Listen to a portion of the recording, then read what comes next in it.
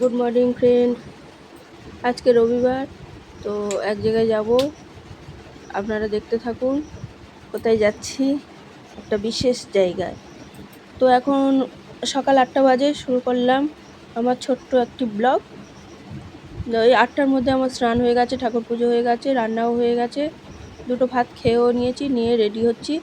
পোশাক পরা হয়ে গেছে, একটু রেডি, খুব গরম তাই মুখে একটু পাউডার লাগাতেই হচ্ছে, প্রচণ্ড ঘাম হচ্ছে।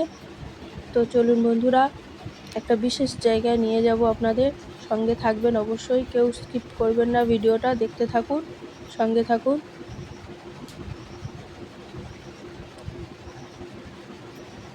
খুব তাড়াতাড়ি একটু রেডি হয়ে নিচ্ছি।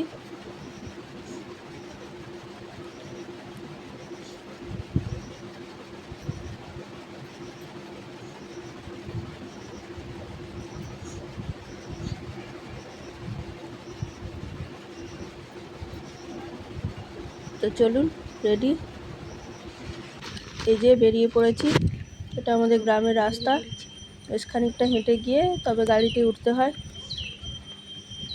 তো চলুন, গাড়ি উঠে পৌঁছেও গেছি কোথায় যেখানে যাওয়ার ছিল। এই যে এটা হচ্ছে ডায়মন্ড হারবারের একটি ইংলিশ মিডিয়াম স্কুল। তো এখানে হচ্ছে £1,00,000 লক্ষ্মী লাভের অডিশন হচ্ছিল। তো যখন গেট থেকে ঢুকি তখন আমি ভিডিও করতে পারিনি, কারণ প্রচণ্ড ভিড় ছিল, ঠেলে করে ঢুকেছি। ফোন হাতে থাকলে তো এগুলো বলো, কিরকম ভিড় ছিল সকালবেলা দিদি, তোমরা এসেছো? এরা ফোনের সামনে আসতে, তো আমি বলে দিচ্ছি, এত ভিড় ছিল যে এত চাপাচাপি হয়েছে, 2-3 জন মানুষকে নাকি হসপিটালাইজ করতে হয়েছে। তাহলে বুঝতে পারছেন £1,00,000 লক্ষ্মী লাভের অডিশনে কীরকম ভিড়, কীরকম মানুষের হুজুগ। দেখুন, আমিও এসেছি সেই হুজুগে সামিল হতে। দেখা যাক কী হয়, আপনারা উইশ করুন যেন পেয়ে যাই। কেউ ছিনিয়েও নিতে পারে, কোথাও পড়েও যেতে পারে, তাই জন্য ফোন হাতে নিয়ে এই যে একটু ফাঁকা জায়গায় এসে ফর্ম ফিল আপ করে জমা করে তারপরে ভিডিও করছি।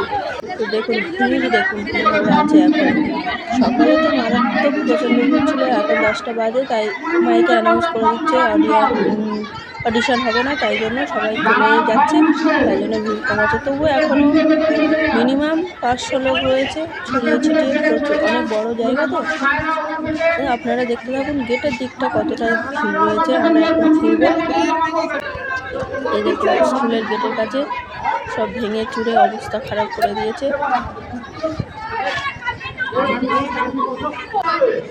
কিছু কিছু মহিলারা ফর্ম জমা করে এখনো বসে আছে, আশায় যে অডিশন হতে পারে। বসে বসে টিফিন করছে সবাই, মুড়ি, শশা, যে যেমন খাবার বাড়ি থেকে এনেছে খাচ্ছে। কয়েকজন এখনো ফর্ম ফিল আপ করছে। তো চলুন আমরা এবারে চলে যাব।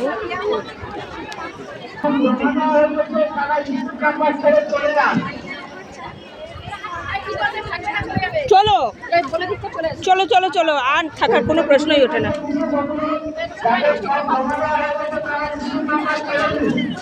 আমরা এবারে গেট থেকে বেরোবো বলে বেরোচ্ছি। দেখুন কত ভিড়, দেখুন এখন পর্যন্ত এখনও মানুষজন আসছে, মাইকে অ্যানাউন্স করে দিচ্ছে হবে না অডিশন, তাও মানুষ আসছে। তো জল করে হোক আমরা ওই ভিড়টা ঠেলে বেরিয়ে এলাম। একটু এখানে ফাঁকা জায়গা পেয়েছে, তাও কত ভিড়, প্রচণ্ড মারাত্মক রকমের ভিড় ছিল। ওই যে একটা মাঠ আছে, সেখানেও সবাই বসে খাওয়া দাওয়া করছে, কারণ সবাই গতকাল রাত থেকে এসে বসে আছে। গিয়েছি সকাল 9টায়, আমাদের বাড়ির কাছে, তাই জন্য।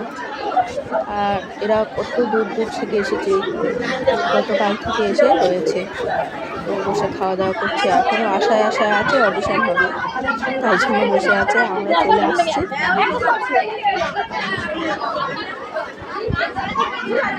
এই যে একটু বাইরের দিকে এসেছি, এখানে একটু হালকা ভিড় আছে, আর মানুষ রাস্তার দুদিকে বসে আছে, কেউ যেতে চাইছে না, ভাবছে ওরা মিথ্যা কথা বলছে, অডিশন হবে, তাই জন্য সবাই অপেক্ষা করছে। আমরা বলি চলো চলে যাই, এত ভিড়ে অডিশন হলেও আমরা অডিশন দিতাম না। ফর্মটা ফিল আপ করেছি, জমা করে চলে আসছি।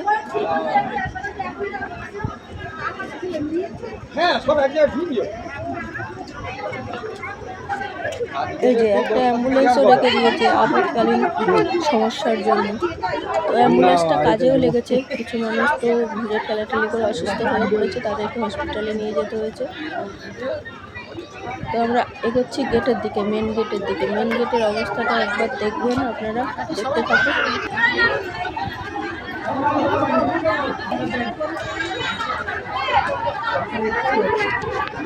তো এখান থেকে তাড়াতাড়ি বেরিয়ে পড়ছি বলে ভাবলাম একটা এখানেই কাছে একজনের বাড়িতে গতকাল কালী পুজো হয়েছে, নিমন্ত্রণ ছিল, এবং তার বাড়ি থেকে ঘুরে যাই।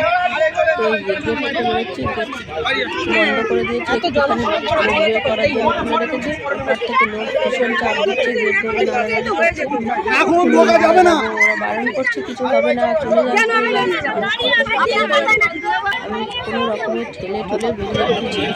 লোকের ভিড় দেখতে পাচ্ছি, ঢুকবে ওদিকে মুখ, আর আমি এদিকে বেরিয়ে আসছি রাস্তা থেকে। কোনো রকমে ঠেলে ঠেলে বেরিয়ে এলাম। ভাববে এ যেন এক যুদ্ধ হলো। তো চলুন, যুদ্ধ শেষ হয়ে গেছে। একটা বান্ধবী বাড়ি নিমন্ত্রণে যায় কালী পুজো। এই একটা বন্ধুর বাড়িতে গতকাল কালী পুজো হয়েছিল, তো গতকাল আসিনি। আজকে তাড়াতাড়ি অডিশন হয়নি, তাড়াতাড়ি চলে যাচ্ছি, তাই বলি ওদের বাড়ি থেকে ঘুরে আসি। তো এসে দেখছি রান্না জোগাড় চলছে সব কিছু মোটামুটি। এদিকে বৌদি আলু ভাজা বসিয়ে কোথায় চলে গেছে, আমি রান্না করে ঢুকে ফেলেছি। এই যে গতকাল আমি আসি, তাই জন্য আমি কেন আরো অনেকে আসি হয়েছে। তো আমি বলি চলো আমি রান্না, তো আলুটা ভাজছি। এদিকে মাছের আলু ভাজা হয়ে গেছে, সেই কড়াতে মাছের মাথা ভেজে নিচ্ছি, নিয়ে ওর মধ্যেই ডালটা সাঁতলে নেবো। ডাল সিদ্ধ হয়েছিল, ওই যে ডাল সাঁতলে আমি বসিয়ে দিচ্ছি। ওদিকে মাছ ভাজা হচ্ছে, মাছ ভাজা নামিয়ে ওই কড়াতে ওই মাছ ভাজার তেলে মাছের ঝালটা করে নেব। ডাল হয়ে গেছে, এই কড়াটা পরিষ্কার করে নিয়ে বড়ি ভেজে তুলে রেখে উঠতে ভাজছি, শুক্তো বসাবো বলে। তো সব কিছু নিখুঁতভাবে রান্না দেখাতে পারিনি, একা একা ভিডিও করা যায় নাকি। দুটো কড়াই জ্বেলেছি, দুদিকে রান্না করব না ভিডিও করবো, তো যাই করে হোক। ওদিকে হচ্ছে, এদিকে একটু উঠোনে চলে এলাম। ভাইজি মাংস কষছে, ওকে বললাম অনেক বেলা হয়ে গেছে, তাড়াতাড়ি তুই বড় কড়াইতে মাংসটা কষ, আমি এদিকে দুটো কড়াই জ্বেলে দিয়ে মাছের ঝাল, ডাল, আলু ভাজা, শুক্তো আর চাটনিটা করে নিই ঝটপট করে বলে। দুজনের, ওর মা একটু স্লো কাজ করে, তো আমিও হাল ধরলাম। তো চলো বন্ধুরা, এখন বিকাল 3টে বাজে, চান করে খেতে টেতে বসেছি।